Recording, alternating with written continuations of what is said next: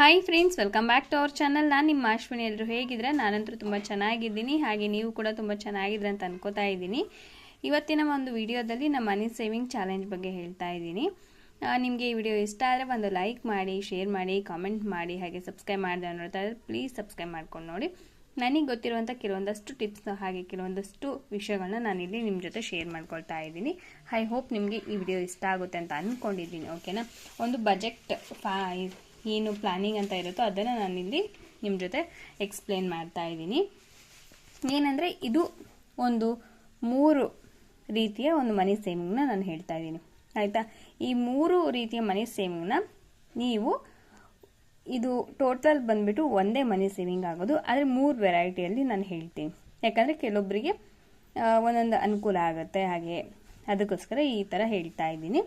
ನಿಮಗೆ ಯಾವ ಥರ ಇಷ್ಟ ಆಗುತ್ತೋ ಆ ಥರ ಮಾಡಿ. ಮತ್ತು ಇನ್ನೊಂದು ಏನಂದರೆ, ನಾನು ಇಲ್ಲೇನು ನಿಮಗೆ ಎಕ್ಸಾಂಪಲ್ ಆಗಿ ಹೇಳ್ತಾ ಇದ್ದೀನೋ ಅದಕ್ಕೂ ಜಾಸ್ತಿ ನೀವು ಅಮೌಂಟನ್ನು ಇಲ್ಲಿ ಆ್ಯಡ್ ಮಾಡ್ಬೋದು.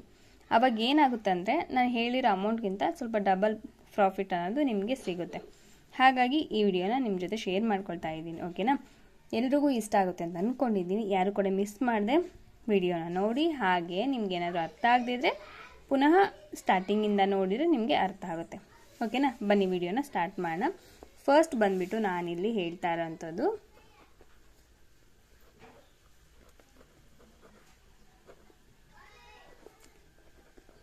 ವೀಕ್ಲಿ ಸೇವಿಂಗ್ನ ಹೇಳ್ತಾ ಇದ್ದೀನಿ. ಅದು ಕೂಡ ವೀಕ್ಲಿ ಸೇವಿಂಗ್ ಅಂದರೆ 5 ದಿನ ಮಾತ್ರ ನಾನು ಸೇವಿಂಗ್ಸ್ನ ಹೇಳ್ತಾ ಇದ್ದೀನಿ. ಅದಾದಮೇಲೆ ಇನ್ನು 2 ದಿನ ಏನಿರುತ್ತೋ ಅದರಲ್ಲಿ ಏನು ಸೇವಿಂಗ್ಸ್ನ ಮಾಡೋವಂಥ ಅವಶ್ಯಕತೆ ಇಲ್ಲ.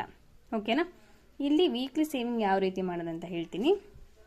ಫಸ್ಟ್ ಡೇ ಬಂದುಬಿಟ್ಟು ನಾನಿಲ್ಲಿ ಒಂದು 140 ರೂಪಾಯಿಯಿಂದ ಸ್ಟಾರ್ಟ್ ಮಾಡ್ತೀನಿ, ಆಯಿತಾ?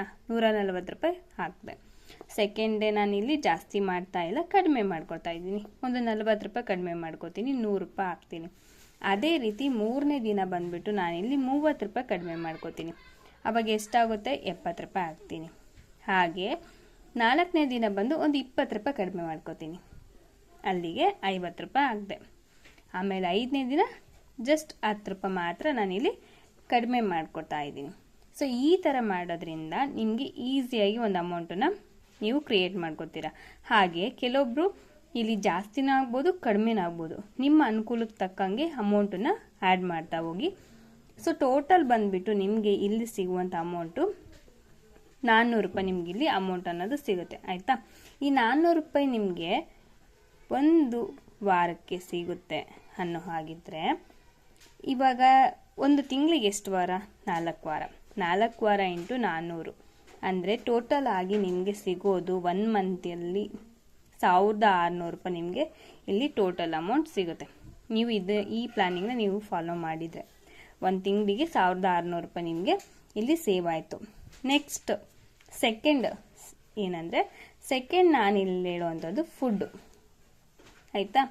ಕೆಲವೊಂದು ಸಲ ಏನಾಗುತ್ತೆ ಅಂದರೆ, ಫುಡ್ ಅಂತ ಹೇಳಿದ ತಕ್ಷಣ ಕೆಲವೊಬ್ರು ನೆಗೆಟಿವ್ ಆಗಿ ಥಿಂಕ್ ಮಾಡ್ತಾರೆ. ಸೊ ನಾನು ಹೇಳೋದು ಏನಂದರೆ, ಫುಡ್ ಅಂತ ಬಂತು ಅಂದರೆ ಎಕ್ಸಾಂಪಲ್ ಆಗಿ ಫ್ರೂಟ್ಸ್, ಆಯಿತಾ? ವೆಜಿಟೇಬಲ್ಸ್, ಹಾಗೆ ಗ್ರೋಸರೀಸ್, ಆಯಿತಾ? ಈ 3 ಬಗ್ಗೆ ಹೇಳ್ತೀನಿ. ಫ್ರೂಟ್ಸ್ ಅಂದರೆ ಕೆಲವೊಂದು ಸಲ ಏನಾಗುತ್ತೆ ಅಂದರೆ, ಮನೇಲಿ ಇರುತ್ತೆ ಬಟ್ ಆದರೂ ಜಾಸ್ತಿ ತೊಗೊಂಬಂದ್ಬಿಟ್ಟು ಸೇವ್ ಮಾಡ್ತೀವಿ. ಆಮೇಲೆ ವೆಜಿಟೇಬಲ್ಸ್ ಕೂಡ ಮನೇಲಿ ಇರುತ್ತೆ ಕೆಲವೊಂದು ಸಲ, ಮತ್ತು ಕೆಲವೊಂದು ಸಲ ಅದನ್ನು ಉಪಯೋಗಿಸೋದೇ ಇಲ್ಲ. ಅಂಥದ್ರೆಲ್ಲ ತೊಗೊಂಬಂದ್ಬಿಟ್ಟು ಹಾಗೆ ಸ್ಟೋರ್ ಮಾಡ್ತೀವಿ, ಫ್ರಿಡ್ಜ್ ಇದೆ ಅಂತ ಹೇಳಿ. ಇಲ್ಲ ಹಾಗೆ ಏನೋ ಚೆನ್ನಾಗಿ ಕಾಣಿಸ್ತು, ನಾಳೆ ಮಾಡೋಣ ಅಂತ ಹೇಳ್ಬಿಟ್ಟು ತೊಗೊಂಬಂದು ಸ್ಟೋರ್ ಮಾಡ್ತೀವಿ. ಮತ್ತು ಗ್ರೋಸರೀಸ್ ವಿಷಯಕ್ಕೂ ಬಂದ್ರೂ ಕೆಲವೊಂದು ಐಟಮ್ ಮನೇಲಿ ಇದ್ರೂ ಅದು ನೋಡ್ದೇ ತೊಗೊಂಬಂದು ಸ್ಟಾಕ್ ಮಾಡೋಂಥ ಇರುತ್ತೆ. ಹಾಗಾಗಿ ಪ್ರತಿಯೊಂದು ವಿಷಯಕ್ಕೂ ಕೂಡ ಗಮನಿಸ್ಕೊಂಡು ನಮ್ಗೆ ಯಾವ್ದು ಬೇಕು, ಯಾವ್ದು ನೆಸೆಸಿಟಿ ಇದೆ, ಸೊ ಅದನ್ನು ನೀವು ಗಮನಿಸ್ಕೊಂಡು ತೊಗೊಂಬರಿ. ಈ ಥರ ಮಾಡೋದ್ರಿಂದ ವೀಕಲ್ಲಿ ಜಸ್ಟ್ ನಾನು ಹೇಳ್ತಾ ಇರೋದು ಜಾಸ್ತಿ ಅಮೌಂಟ್ ಏನಲ್ಲ, ಬರೀ 100 ರೂಪಾಯಿನ ನೀವು ಸೇವ್ ಮಾಡಿ. ಅಂದರೆ ವಾರದಲ್ಲಿ ಒಂದು 100 ರೂಪಾಯಿ ಅಂತ ಹೇಳಿ ಇದಕ್ಕೋಸ್ಕರನೇ ಸೇವ್ ಮಾಡಿ, ಆಯಿತಾ? ಸೊ ಈ ಥರ ಸೇವ್ ಮಾಡೋದ್ರಿಂದ 4 ವಾರ ನೀವು ಇದನ್ನೇ ಕಂಟಿನ್ಯೂ ಆಗಿ ಮಾಡಿದರೆ ನಿಮಗೆ 400 ರೂಪಾಯಿ ಅಮೌಂಟ್ ಅನ್ನೋದು ಇಲ್ಲಿ ಸೇವ್ ಆಗುತ್ತೆ. ಓಕೆನಾ? ಯಾಕಂದರೆ ಕೆಲವೊಂದಷ್ಟು ಫುಡ್ ಆಗಿರ್ಬೋದು, ವೆಜಿಟೇಬಲ್ಸ್ ಆಗಿರ್ಬೋದು, ಫ್ರೂಟ್ಸ್ ಆಗಿರ್ಬೋದು, ನಾವು ಅದೇ ರೀತಿಯೇ ವೇಸ್ಟ್ ಮಾಡ್ತೀವಿ.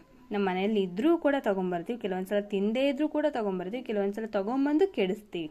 ಅದ್ರ ಬದಲು ನೋಡಿಕೊಂಡು ನಮ್ಗೆ ಯಾವ್ದು ಯೂಸ್ಫುಲ್ ಇದೆಯೋ ಅಥವಾ ನಮ್ಗೆ ಯಾವ್ದು ಯೂಸ್ ಇದೆಯೋ ಅದನ್ನು ಮಾತ್ರ ತೊಗೊಳೋದ್ರಿಂದ ನಿಮಗೆ ಅಮೌಂಟ್ ಅನ್ನೋದು ಸೇವ್ ಆಗುತ್ತೆ. ಆವಾಗ ನೀವು ಒಂದು 100 ರೂಪಾಯಿನಾದರೂ ವಾರಕ್ಕೆ ಎತ್ತಿಟ್ಬಿಡಿ. ಇದು ನಂದಲ್ಲ 100 ರೂಪಾಯಿ ಅಂತ ಹೇಳ್ಬಿಟ್ಟು ಎತ್ತಿಡಿ. ಸೊ ಥರ್ಡ್ ಬಂದುಬಿಟ್ಟು ಮಂತ್ ಎಂಡ್, ಆಯಿತಾ? ಮಂತ್ ಎಂಡ್ ಅಥವಾ ವೀಕೆಂಡ್ ಅಂತ ಏನು ನೀವು ಕರಿತೀರೋ ಅದ್ರ ಬಗ್ಗೆ, ಆಯಿತಾ?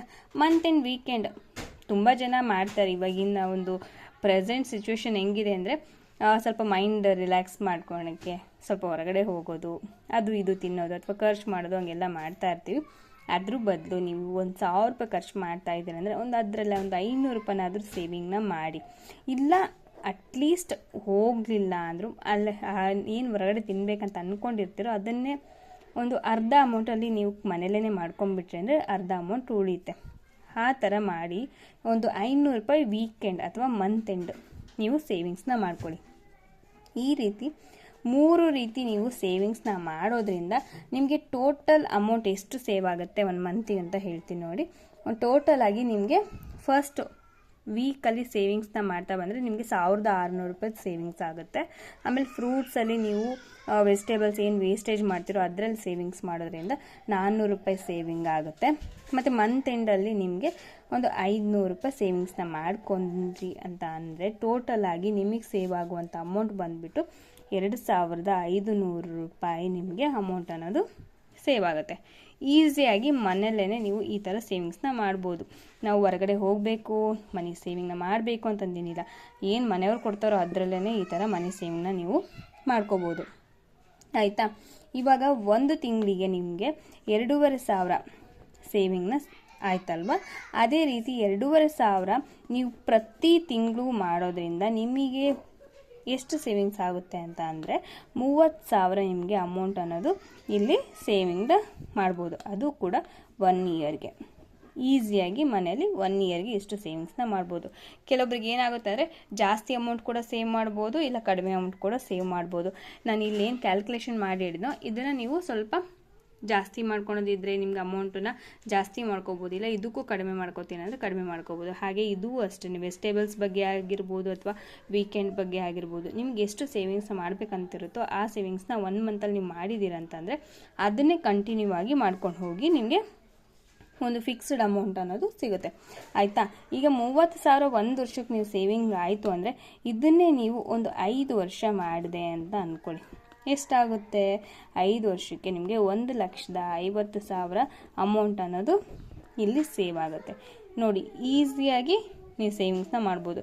ಕೆಲವೊಬ್ಬರಿಗೆ 1 ವರ್ಷಕ್ಕೆ ಇಷ್ಟು ಸೇವಿಂಗ್ಸ್ನ ಮಾಡ್ಬೋದು. ಯಾಕಂದರೆ ಅವ್ರ ಹತ್ರ ಇವಾಗ ಅಮೌಂಟ್ ಅನ್ನೋದು ಇರುತ್ತೆ, ಇಲ್ಲ ಹಸ್ಬೆಂಡ್ ಕೊಡ್ತಿರ್ತಾರೆ, ಇಲ್ಲ ಫ್ಯಾಮಿಲಿ ಮೆಂಬರ್ಸ್ ಯಾರಾದರೂ ಕೊಡ್ತಾ ಇರ್ತಾರೆ, ಇಲ್ಲ ಅವರೇ ದುಡಿತಾ ಇರ್ತಾರೆ.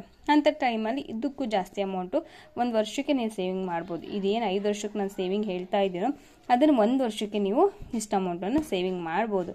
ಸೊ ನಿಮ್ಗೆ ಈ ವಿಡಿಯೋ ಇಷ್ಟ ಆಗಿದೆ ಅಂತ ಅನ್ಕೋತೀನಿ. ಇಷ್ಟ ಆಗಿದ್ರೆ ಒಂದು ಲೈಕ್ ಮಾಡೋದನ್ನು ಮರಿಬೇಡಿ, ಓಕೆನಾ? ನಾಳೆ ಏನು ನಡೆಯುತ್ತೆ ಮತ್ತೆ ಸಿಗೋಣ. ಅಲ್ಲಿವರೆಗೂ keep watching my channel. Have a nice day friends. Bye.